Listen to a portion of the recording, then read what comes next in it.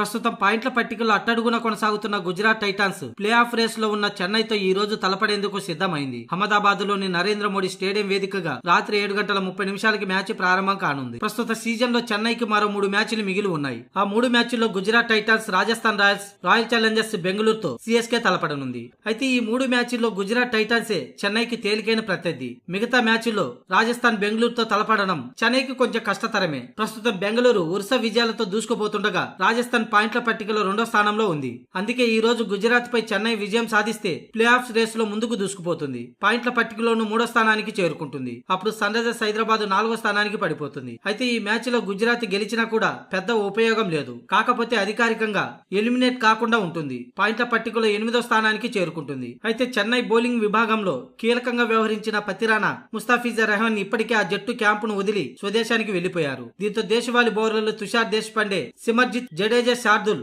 ఈ మ్యాచ్ లో కీలక పాత్ర పోషించాల్సిన అవసరం ఉంది. ఇక బ్యాటింగ్ విభాగంలో అజింక్య రహానే కుదురుకోవాల్సిన అవసరం ఉంది. అలాగే వరుసగా శివన్ దుబే విఫలమవుతుండడం చెన్నై జట్టు కొంచెం ఆందోళన కలిగించే అంశం. అహ్మదాబాద్ పిచ్చి బ్యాటింగ్ అనుకూలంగా ఉంటుందనేది క్రికెట్ విశ్లేషకుల అంచనా. టాస్ నెగ్గే జట్టు బౌలింగ్ ఎంచుకునే అవకాశాలు ఎక్కువ. ఇప్పటి వరకు చెన్నై, గుజరాత్ 6 మ్యాచ్ల్లో తలపడగా చెరి 3 విజయాలు సాధించాయి. ఏది ఏమైనా ఈ రోజు సిఎస్కే గెలిస్తే ఢిల్లీ, లక్నో, బెంగళూరు జట్లకు పెద్ద ప్రమాదమే పొంచి ఉంది. ఎందుకంటే ఈ 3 జట్లు తర్వాత మ్యాచ్లలో గెలిచినా కూడా భారీ నెట్ రన్ రేట్ అవసరం. ఆ తర్వాత కూడా సిఎస్కే, ఎస్ఆర్హెచ్ ల ఓటములపై ఈ 3 జట్లకు ప్లే ఆఫ్ అవకాశాలు ఆధారపడి ఉంటాయి. ఒకవేళ ఈ మ్యాచ్ లో సిఎస్కే ఓడిపోతే టాప్ లో ఉన్న కోల్కతా నుంచి 7వ స్థానంలో ఉన్న ఆర్సీబీ వరకు అన్ని జట్లు హ్యాపీనే. అయితే టాప్ లో ఉన్న కోల్కతా, రాజస్థాన్ ప్లే ఆఫ్ కు చేరుకునేందుకు ఒక అడుగు దూరంలో ఉన్నాయి. అలాంటప్పుడు సిఎస్కే తో ఆ జట్లకు ఎలాంటి ప్రమాదం లేకపోయినప్పటికీ ఒకవేళ సిఎస్కే ప్లే ఆఫ్ లోకి అడుగు పెడితే ఆ జట్టు పెద్ద ప్రమాదకరంగా మారే అవకాశం ఉంది. అందుకే సిఎస్కే ప్లే ఆఫ్ లోకి అడుగు పెట్టకూడదనేది అన్ని జట్ల ఆలోచన. దీంతో ఈ రోజు గుజరాత్ పై ఓడిపోవాలని మొదటి స్థానంలో ఉన్న కోల్కతా నుంచి